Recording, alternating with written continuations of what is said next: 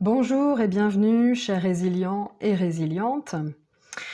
Pour ceux qui ne me connaissent pas, je m'appelle Roxane Gallardo, je suis thérapeute holistique et entre autres, une de mes spécialités, si je peux le dire ainsi, c'est l'Ayurveda, la médecine ayurvédique. Après avoir posé les bases du dosha Vata, aujourd'hui, on va zoomer sur une énergie fascinante et puissante de l'Ayurveda, le dosha Pitta. Si vous êtes une personne intense, un leader né, ou si vous connaissez quelqu'un qui l'est, alors cet épisode est fait pour vous.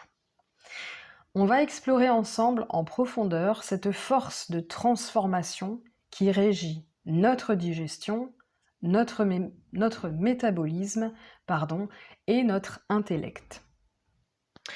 Alors, préparez-vous à comprendre les rouages de Pitta, de ses brillantes qualités à ses potentiels déséquilibres, et surtout à découvrir des stratégies concrètes pour cultiver son harmonie. Pitta est l'un des 3 doshas en Ayurveda et il est composé de feu et d'eau. Imaginez la puissance d'un feu de digestion qui cuit, qui transforme, mais aussi la fluidité de l'eau qui lui permet de se propager et d'être transportée dans le corps. Cette combinaison lui donne ses qualités uniques. Alors ces qualités, en Ayurveda, on parle de gunas, donc les qualités, ce sont les propriétés en fait. Sachez qu'on a tous en soi du pitta, sinon on ne pourrait pas digérer par exemple, mais en proportions différentes. Et les personnes qui sont de constitution ayurvédique pitta ont une grande majorité de feu et d'eau en eux. Alors, les gunas, donc les qualités de Pitta. Pitta est chaud. C'est sa qualité prédominante. Les Pitta ont chaud facilement. Ils ont une très forte digestion. Pitta, c'est aussi un peu la légèreté. Même si Pitta est intense, il n'est pas lourd, contrairement à Kapha. Pitta est intense et pénétrant. L'esprit de Pitta est aiguisé, sa digestion est très puissante.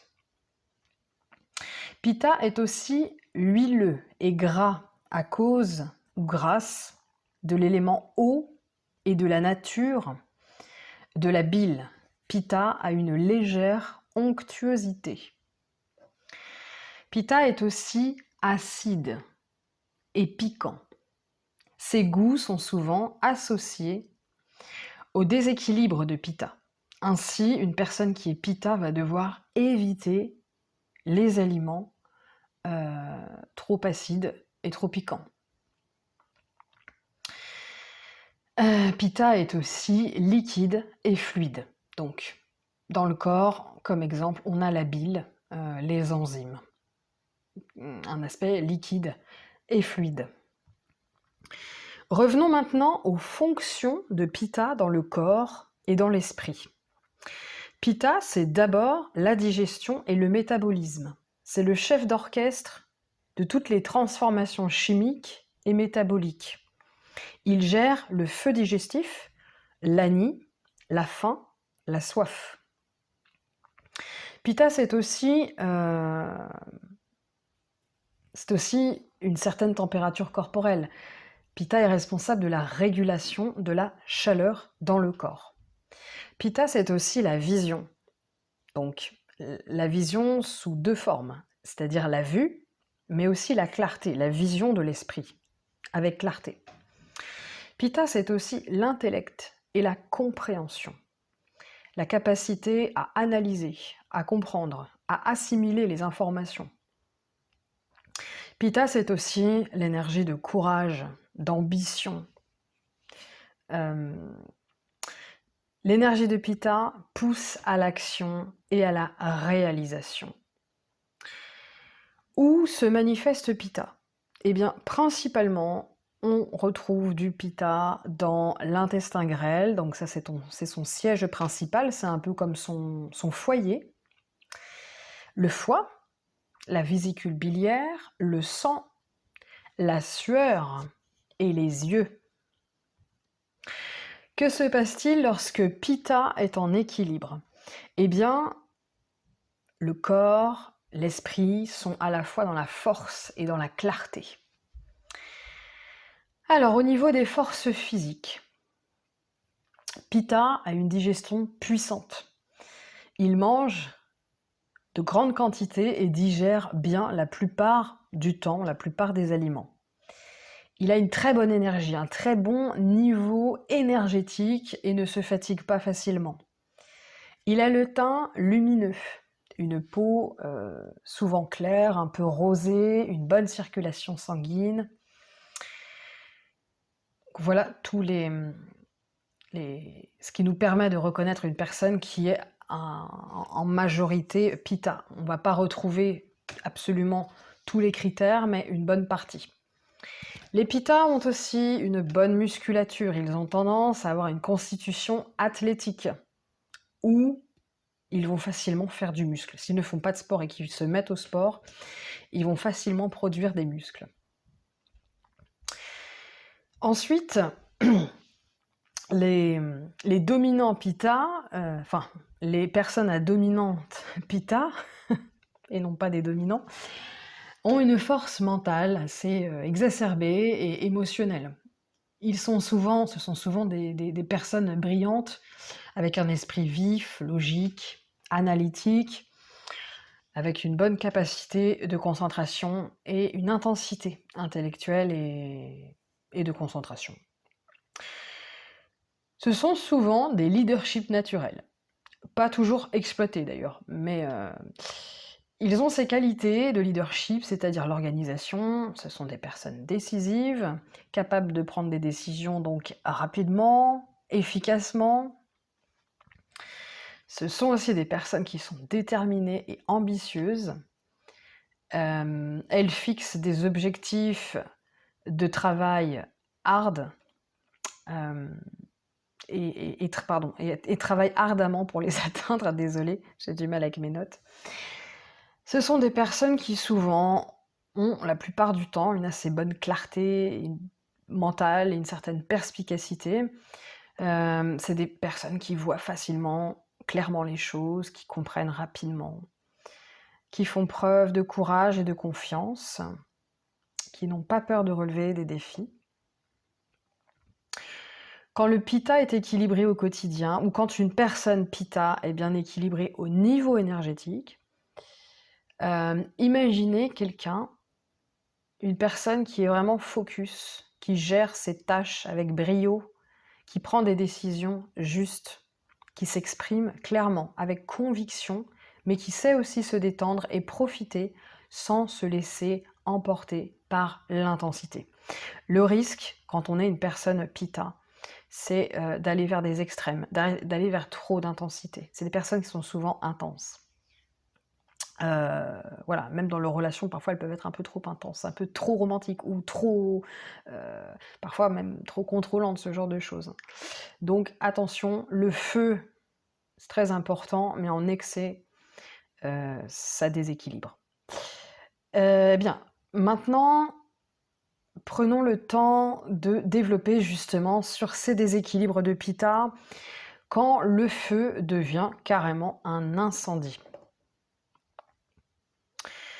Alors, quelles sont ces causes de déséquilibre? Eh bien, par exemple, un excès de chaleur. L'été, les pittas ont particulièrement encore plus besoin de faire attention à ne pas faire certaines choses.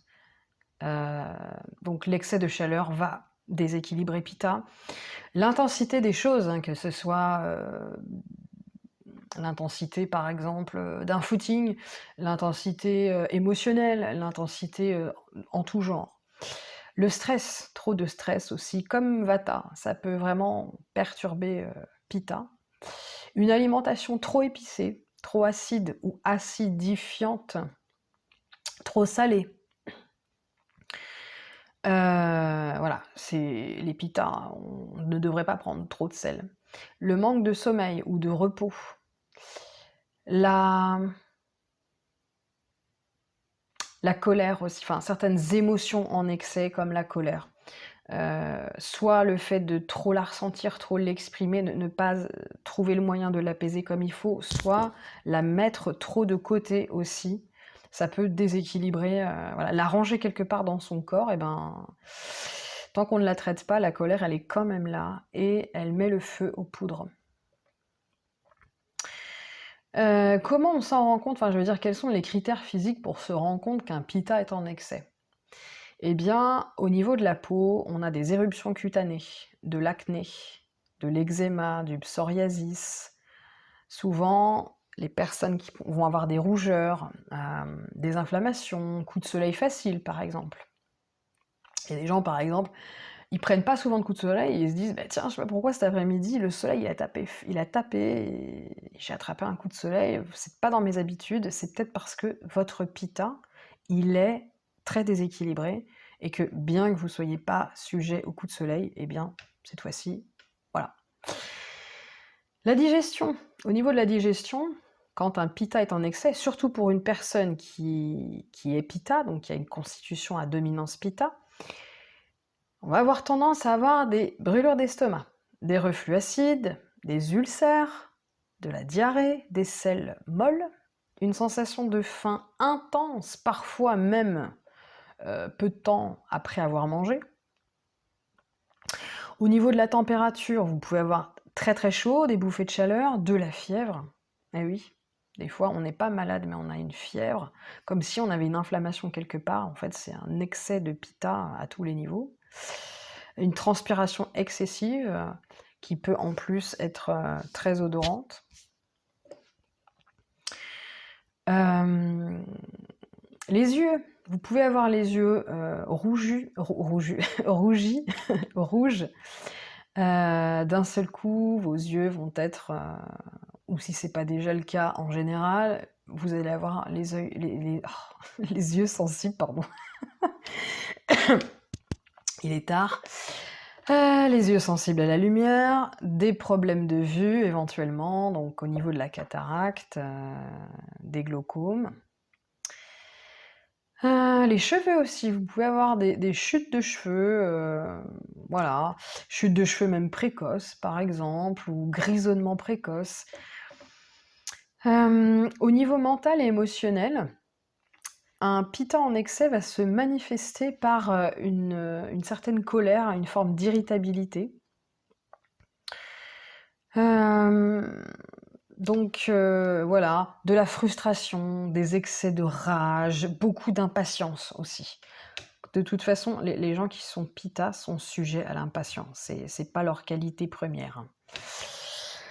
Ça va être des gens ou des personnes ou des moments où vous allez être très critique de manière excessive, que ce soit envers vous-même, envers les autres, envers une situation, envers, voilà, bref. Jugement facile, critique facile.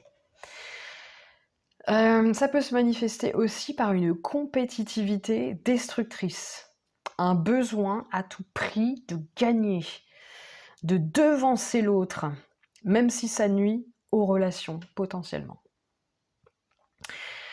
Le pitta en excès peut aussi faire preuve d'un perfectionnisme et d'un contrôle excessif. Incapacité à déléguer, comportement contrôlant avec les autres, surcharge de travail, attention, et beaucoup de pitta vont jusqu'au burn-out, hein. Ça arrive. C'est des gens qui ont énormément de force, mais ils peuvent aller au bout de leur force par perfectionnisme, par contrôle, par manque de lâcher prise, par compétitivité excessive. C'est des personnes aussi qui peuvent basculer vraiment dans l'intolérance. Il y a des moments où ces personnes ne supportent pas la contradiction, parfois l'erreur des autres, la lenteur des autres, parce que c'est des gens un petit peu speed. Voilà, ils peuvent avoir souvent des tensions au niveau de la tête, des migraines, quand leur pitta est en déséquilibre. Au quotidien, On retrouvera aussi, donc par exemple, quand on s'énerve violemment au volant, par exemple, quand on n'a pas de patience, quand on veut tout contrôler au travail, quand on souffre d'insomnie parce que notre esprit il tourne en boucle des histoires, des problèmes, etc. Euh, c'est aussi les problèmes de peau, donc inexpliqués. L'intensité, qui peut être très séduisante, surtout pour un pitta, puisque le pitta est intense, il aime l'intensité. L'intensité devient non plus un moteur, mais une souffrance, hein. Le pitta en déséquilibre se consume. Alors maintenant, nous allons voir comment nous pouvons équilibrer pitta. Alors, il y a 3 verbes qui correspondent vraiment à cette façon d'équilibrer pitta. Donc c'est premièrement refroidir, calmer, entre parenthèses apaiser, et relâcher. Pour équilibrer pitta, on applique la règle des opposés. Donc pitta est chaud, il faut lui apporter du frais. Pitta est intense, il faut lui apporter de la douceur, du calme, de la modération. Et Pitta a tendance à être un peu contrôlant, et il nous faut du relâcher-prise, quoi. L'objectif est de refroidir le feu excessif et d'apaiser l'esprit. Alors, comment équilibrer votre pitta avec votre alimentation? Les goûts à privilégier, c'est le sucré. Alors, le sucré, je ne parle pas du petit gâteau que vous achetez à la boulangerie. Je parle du sucre naturel. Donc, les fruits, certains glucides complexes, comme le riz par exemple. Le riz, surtout le riz basmati, ce sont des aliments qui ont un effet rafraîchissant. Quand ils sont métabolisés, ils ont un effet rafraîchissant pour l'organisme, à condition qu'on n'y mette pas du sel, des épices, etc. Ou du sucre, industriel, comme vous pouvez en voir dans des sauces comme la sauce barbecue ou le ketchup. Donc je dis, goût à privilégier, sucre naturel, amer et astringent. Donc au niveau du sucré, on a, oui, je vous avais dit, fruits doux, melon, raisin, cerise, riz basmati, je vous en ai parlé, les dattes, l'avoine, le lait d'amande, le ghee. Alors le ghee, c'est pas la plante, mais le ghee GH2E, le ghee, c'est une spécialité indienne, ayurvédique. C'est un beurre dont on a retiré, en gros, je simplifie, le lactose. Donc c'est un beurre qui est assez bon pour la santé, qui a plein de bienfaits. Ce serait bien d'ailleurs qu'un jour je fasse un podcast à ce sujet-là, je pense. Voilà. Donc, le ghee. Alors le ghee, vous pouvez en trouver dans des Biocop par exemple. Moi c'est là-bas que j'en achète quand j'en achète. J'en achète pas tout le temps. J'en achète dans des périodes de déséquilibre. C'est un beurre qui est assez cher, donc vous verrez, à moins que vous ayez les moyens, vous n'utiliserez pas forcément toujours ce beurre. Pour tout ce qui est amer, alors on a des légumes verts à feuilles comme la roquette, l'endive. Le curcuma en petite quantité, c'est un épice, je vous l'ai dit, mais en petite quantité, le curcuma va équilibrer pitta. Quand vous dépassez un certain seuil, ça va faire l'inverse. Ça va déséquilibrer pitta. Ça va le mettre en excès. Sinon, vous avez l'aloe vera comme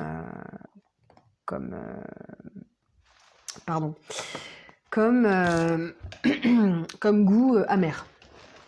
Sinon, vous avez la saveur astringent. Alors, astringent, vous avez les grenades, les brocolis, le chou-fleur et les légumineuses, surtout les lentilles. Ça peut vraiment être pas mal. Lentilles corail, c'est vraiment pas mal. Les aliments que vous devez réduire ou éviter. Alors, les goûts salés, acides et piquants. Les aliments très épicés, les fritures, l'alcool, avec modération, vraiment. Le café, ah oui, le café, c'est à l'inverse de Pitta, c'est pas pour les mêmes raisons. Le café, ici, c'est parce qu'il est très acidifiant pour l'organisme. Et il risque vraiment de créer de très grosses inflammations, voire même des brûlures assez gênantes. Donc, bon, bien sûr, il faut toujours écouter son corps. Hein. Si vous prenez un café tous les jours et que ça se passe bien, bah, continuez comme ça. Par contre, si vous êtes sujet aux inflammations, aux maux de tête, à des états un peu grippaux, à un excès de chaleur, etc., faites bien attention. Faites bien attention aussi à la viande rouge, aux yaourts qui peuvent être très acides, aux agrumes, surtout le citron et le citron vert. Pour les pitas, c'est vraiment pas... c'est pas recommandé pour les pitas. Alors, conseil de cuisson. Pour les pitas, il est préférable de privilégier la cuisson à la vapeur, la bouillie ou légèrement sautée. Évitez les plats trop transformés, trop chauds. Température. Alors, il est recommandé régulièrement de manger des aliments frais ou tièdes. Boire de l'eau à température ambiante ou fraîche, mais pas glacée. Glacée, glacée, c'est recommandé pour personne en fait. Je sais qu'en été, on aurait tendance à boire de l'eau qui vient de sortir du frigo à 4 degrés, là, mais c'est pas forcément recommandé. Une eau rafraîchisse, ouais, fraîche, mais pas glacée. Pitta a particulièrement besoin d'hydratation, boire beaucoup d'eau et des infusions éventuellement de menthe. La menthe peut être très rafraîchissante pour l'organisme quand Pitta est en excès. De la coriandre ou des infusions de rose.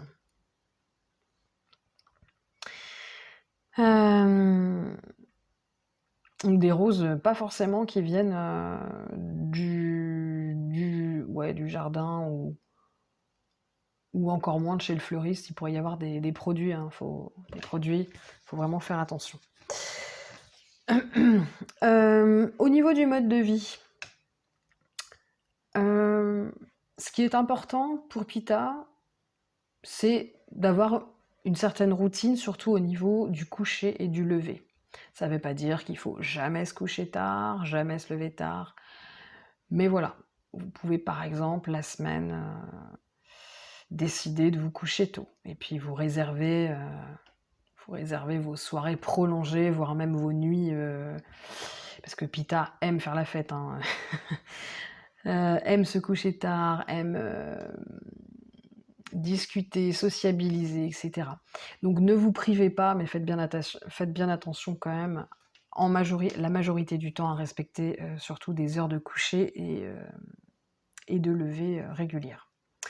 Activité physique privilégiée, surtout des sports où vous êtes en contact avec l'eau, par exemple. La natation. L'eau, pas chaude, hein, l'eau température ambiante ou fraîche. Marcher dans la nature, surtout près de l'eau. Même si vous n'êtes pas dans l'eau, c'est important. Le yoga doux, le tai chi éventuellement.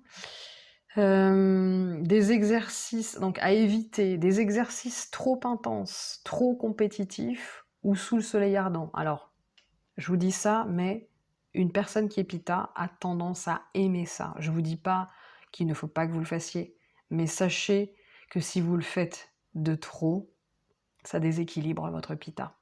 Voilà, il faut juste le savoir. Le matin,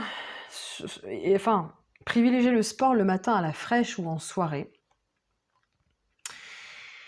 Pitta est aussi sujet au stress et à des émotions qui peuvent parfois être très intenses, donc il est bon qu'il apprenne à gérer son stress et à gérer ses émotions. je lui recommande de pratiquer la méditation. Axée surtout sur la compassion envers soi-même, envers les autres, sur le lâcher-prise. Il y a des techniques de respiration aussi, une en particulier que moi j'ai pratiquée quand j'avais des excès, parce que moi je suis Vata-Pitta, donc j'ai absolument deux doshas à surveiller régulièrement. Et quand j'ai des excès de chaleur comme ça, des excès de Pitta, je pratique une respiration qui s'appelle, alors Sitali, moi c'est comme ça que je prononce ça, c'est une respiration qui est rafraîchissante, où on enroule sa langue et comment dire, on évacue à l'expiration la chaleur qu'on a dans le corps. Donc on est censé aspirer de l'air fraîche avec la langue roulée et expirer toute la chaleur. On fait ça pendant 5, 10, 15 minutes, selon le besoin. Voilà, il faudrait que je fasse une petite vidéo un jour là-dessus aussi. On a aussi la respiration alternée, Nadi Shodhana, donc ça c'est vraiment pour calmer le mental. Et on a aussi une respiration pranayama, la respiration pranayama de l'abeille, Brahmari. Voilà, pareil, il faudrait que je fasse des petites vidéos là-dessus, ça pourrait être vraiment très intéressant. Pitta a besoin de repos aussi régulièrement, pas forcément de faire des siestes, mais parce que ça peut réchauffer Pitta, mais au moins de faire des pauses régulières et ne pas trop surcharger son emploi du temps. Il est très important aussi pour Pitta d'aller passer du temps dans la nature, surtout auprès de l'eau, des lacs, des rivières, la mer, etc., ou dans la nature. Il y a des soins corporels aussi qui sont recommandés. Donc on a un automassage avec une huile rafraîchissante, comme l'huile de coco ou de tournesol. Donc bien sûr pas avant de s'exposer au soleil, sinon là vous allez vraiment augmenter votre Pitta puissance 10. Voilà. L'eau froide aussi. Un soin corporel vraiment, c'est de se rincer le visage à l'eau fraîche et les pieds aussi à l'eau fraîche. Des bains de pieds à l'eau fraîche pour rafraîchir tout le corps. Et Pitta est une personne strictement Pitta peut prendre des douches fraîches régulièrement, ça lui fait beaucoup de bien. L'environnement. L'environnement, alors, il est bon pour Pitta de s'entourer de couleurs douces et calmes, rafraîchissantes, apaisantes, comme le bleu, le vert, le blanc par exemple. Le Pitta devrait éviter d'être trop en contact avec des couleurs très intenses comme le rouge, le orange, les couleurs vraiment très flashy, le jaune aussi, ça peut éventuellement... voilà, éviter les lumières trop vives, les bruits trop forts, voilà. Pitta qui est très intense, il a besoin de temps en temps, pas tout le temps, parce que les gens qui sont Pitta aiment l'intensité, donc forcément vous allez, si vous êtes Pitta, vous allez avoir envie d'aller de vivre pleinement l'intensité des choses, c'est normal. Mais voilà, prenez souvent des pauses, prenez bien soin de vous, c'est très important.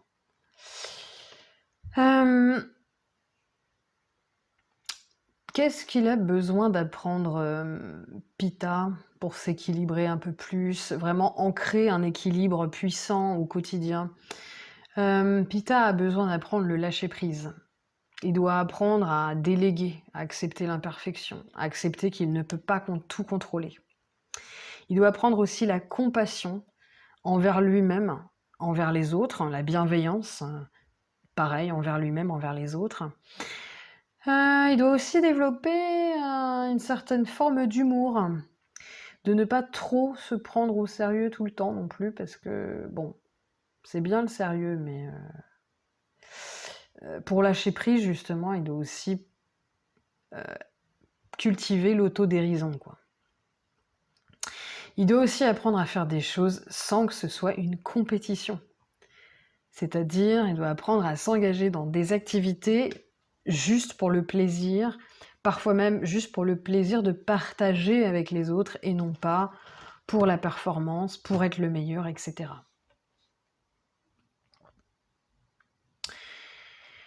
Alors voilà, nous avons fait le tour du dosha Pitta.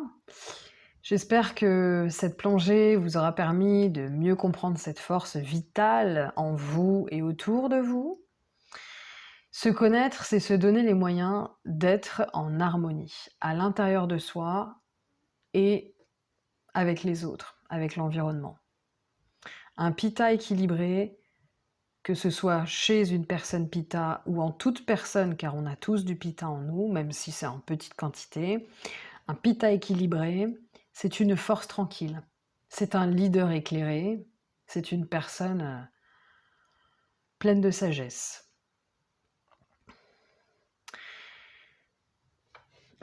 Avez-vous reconnu donc des traits de Pitta en vous ou chez vos proches? Quelles petites actions pourriez-vous mettre en place dès aujourd'hui pour apaiser votre feu intérieur? Ça m'intéresse d'avoir vos réponses.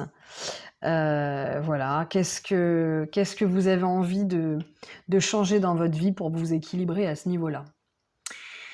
Rappelez-vous que l'Ayurveda, c'est pas une liste de règles strictes, c'est un guide d'abord pour mieux se comprendre quand on est en déséquilibre.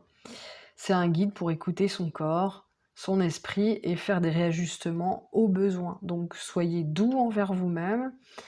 Quand on a un dosha dominant, on est souvent attiré par ce qui le déséquilibre. Donc, surtout, ne vous en voulez pas et ne cherchez pas à être parfait. Surtout vous les Pitta, vous êtes déjà dans cette recherche de perfection, et bien je vous dis non.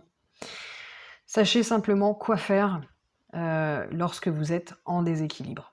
Et sachez quoi faire pour vous faire du bien. Voilà, dans un prochain épisode, nous explorerons le dosha Kapha, l'énergie de la stabilité et de la terre. Donc restez à l'écoute, n'hésitez pas, si ça vous intéresse, à vous abonner à ma chaîne si ce n'est pas déjà le cas pour ne rien manquer, à activer la petite cloche pour avoir l'information quand je sors une petite vidéo ou un podcast. Je vous remercie pour votre écoute. Prenez bien soin de votre feu intérieur et je vous dis à très bientôt pour un nouvel épisode. Ciao ciao les résilients, bye bye.